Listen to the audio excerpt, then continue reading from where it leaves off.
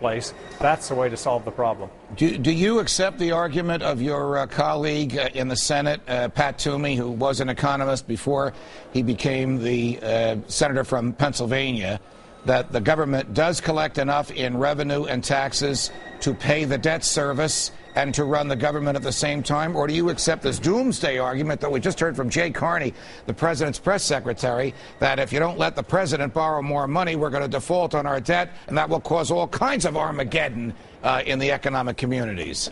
Well, I think all of us recognize when you run up bills, you've got to pay them.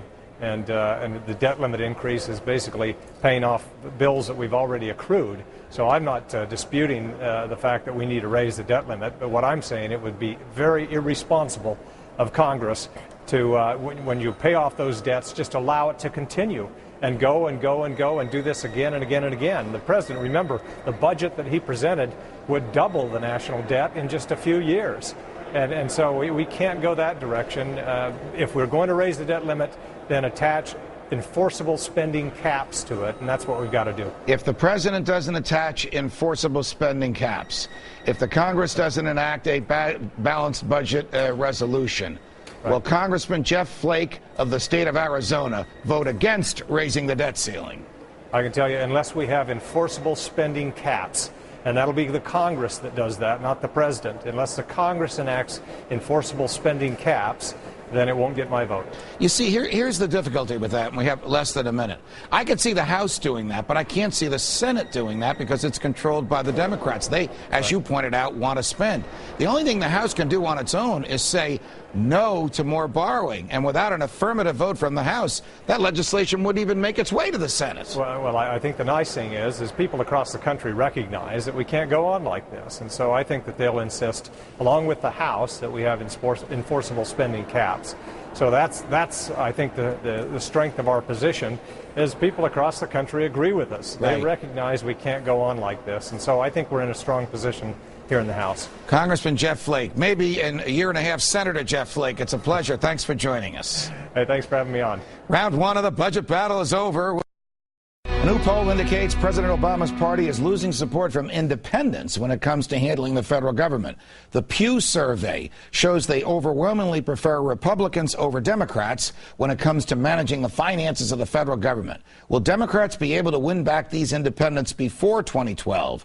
Here to discuss, Doug Schoen, former advisor to President Clinton, Democratic pollster, Fox News contributor, and my colleague. Doug, it's a pleasure. Thanks, welcome Judge. here. Last Friday night, an hour before midnight, the president, Harry Reid, John Boehner, none of them thrilled, but all of them happy. There was no showdown, each pointing fingers at the other two. Who won, who lost? Well, Boehner and the Republicans are the big winner. Barack Obama dodged a bullet, metaphorically, because if the government had shut down, it would have been calamitous. Well, how would it have been calamitous? Politically for him? Politically for him, he would have looked weak and impotent. And in terms of the spending, he would have looked like he had no control over the federal budget. Are you surprised at the numbers we just had on the board, the Pew Research numbers that showed independents of all people who really put him in the White House? Mm-hmm. He obviously had all the Democrats. Right. This is independents. Right. They prefer Republicans 47%, Democrats 28%, not sure 24%. More than half of them don't want the president. Could he win if the vote were tomorrow and the independents voted as they told the pollsters they would vote? Wouldn't win. And the reason he's got to make the speech he's going to do tomorrow is he's concluded, I think, that unless he comes up with a meaningful, balanced budget plan, he's not going to get reelected. This is ultimately about his survival. But do you really think that a very, very liberal Democrat, whom I've described as halfway to socialism, I know you don't accept that, but you understand how people feel that way, would come up with a balanced budget, a budget where he didn't have to borrow any money? He borrows money like no president in history. I understand. And the real question is, will he embrace something I support and most centrist Democrats support, which is the Bowles-Simpson plan? Two-thirds spending cuts, one-third tax increases. Unclear what the tax increases would be, but 2-to-1 spending cuts over taxes. This is the so-called debt commission. That's correct. Which he appointed, which he cajoled a little bit, and then the results of which he pretty much ignored. And ran away from, All right. Does he gain anything if tomorrow, he says, when he addresses the nation, I want to raise taxes on people who make more than $200,000 and $250,000. This is the same president who 4 months ago signed into law an extension of the Bush-era tax rates. Judge, the part of this that doesn't make any sense is you've had 3 Republicans, Saxby Chambliss, Mike Crapo, and I'm drawing Tom Coburn. And Tom Coburn. You're talking about the Gang of Six. Right. The Republicans have all said they'll countenance tax increases, but they're not going to go for taxes on the wealthy. The Democratic base wants it, but the mainstream doesn't. The president has buried his own story before he's gotten his plan out. So is this speech tomorrow just to energize the Democratic base? Stated differently, does the president of the United States have a problem with the left wing of his own party? He's got 2 problems. Scott Rasmussen's polling shows that the base is moving away precipitously. And in the center, as the Pew numbers showed, the president is down to about a quarter of the independents supporting his fiscal policies. So he's trying to bridge the gap with a plan that who knows what it's going to ultimately say. Does he face a political threat from the left wing of his party? Meaning, could an incumbent president, for the first time since, I think, Jimmy Carter, be forced to run in primaries in his own party just to assure himself the renomination for the presidency? I don't think he's going to have a primary, but I do think he's going to have trouble rallying a heretofore compliant liberal base. That really is an issue. The larger issue, Judge, is the American people get what you've been saying.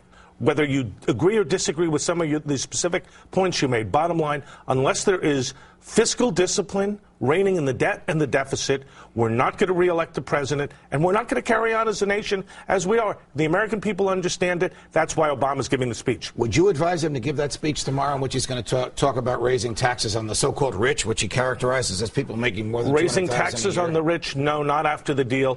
Balanced budget, reining in the debt and the deficit. He's got to do it. It's essential. Doug Schoen, it's a pleasure. Thanks very much for joining us. President Obama set to unveil his plan to tackle our $14 trillion deficit. How will his ideas stack up against the Republican proposal? My colleague Lou Dobbs weighs in on that. Next.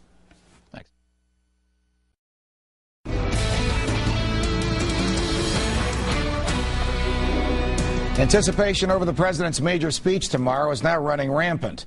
His blueprint to reduce the deficit is sure to hit some hot topics, from entitlements to taxes. Joining me now with more on what we can expect is Lou Dobbs. Lou, of course, is the host of Lou Dobbs Tonight on the Fox Business Network. Lou, it's a pleasure. Great to be with you, Judge. What will Lou Dobbs's reaction be if the same president who just signed into law an extension of the Bush-era tax rates now says he wants to raise taxes on everybody who makes more than $200,000 because he thinks that's a way to collect revenue and gin up the economy in a recession? I know it's a loaded question, but I want your answer. I can give it to you rather quickly. It's such a nifty idea. I think I can respond to it rather quickly. I think anyone, whether it be this president or anyone in either party, who condones raising taxes, and at this stage in our economy, at this stage in this nation's challenges, is frankly just doesn't get it, and has to understand we're not about raising taxes right now. This is about reducing government, reducing government spending, and if that can't be made more clear, I don't know what it would require. Would you expect to hear from this president, whose every personal values and political instincts are hard left, big government, central planning? You mean he's not a centrist? To talk wait a minute, you're I shocking said central, me. not centrist. to talk about less spending? I mean, wouldn't he pretty much isolate the left wing of his party? He almost did the other night by a measly $38 billion cut in a $2 trillion budget. Well, I come to this, Judge, with a little different perspective. I believe the left is already isolated. To put this in language the president is so fond of using, I believe the left is on the wrong side of history here. And I believe a president who wants to raise taxes, who is a statist, who pretends to or presumes to be called a centrist, when his policies are so clearly not centrist in any form or moderate in any fashion, is an absurdity. Tell me what you think is on his mind. It's April 2011. Mm-hmm. In November of 2012, he may face a formidable foe. He may face a very angry electorate. Doug Schoen, or another kind. Right. Doug Schoen, who sat here before you, points out that independents are leaving him in droves. Right. Is his eye on the ball of somehow improving the economy, even if it's cosmetic and short-lived, or is his eye on the ball of getting reelected and shoring up his base? Well, he has done this. He has created his headquarters in Chicago. He's moved his best political minds to Chicago, and they are apparently not counseling this president right now. And it seems to me that there's no question. He's about re-election right now. This president has had so many great opportunities, Judge, to stand up and stand out. He could have as easily in February, when he introduced version 1 of his 2012 budget proposal, have met the challenge and said, we're going to reduce government, we're going to constrain spending, we're going to be modest in our foreign policy, we are going to return to traditional values here. And he could have preserved many of his, as you put it, central government command ideas, even at that. But you know this better than I. He has borrowed $2 trillion in the first 2 years he's been in office. He wants to borrow another $1 trillion in the next 6 months.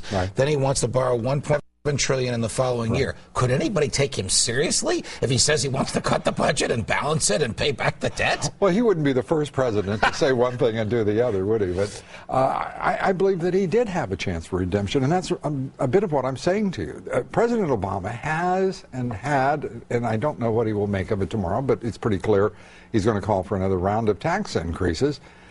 He's had such an opportunity to stand up here. He could have been that centrist that his political strategists were trying to posture him out. I don't think he could be the centrist. I think his every instinct is towards the FDR end of the federal government. In your face, making personal choices for you, and planning the economy. Oh, I think by no question, ideological DNA, you're quite right. But the events presented him with an opportunity, which the political animal within him could have responded to. I don't think you've seen the speech. I know if you had, you'd share it with me. But you sound as though, I'm kidding, of course, but you sound as though you don't expect him to do the right thing tomorrow. You sound as though on Lou Dobbs tonight, tomorrow night, you're going to be angry. I'm beyond being disappointed, I'll put it that way, in this president and in the direction that he wants to lead the nation right now.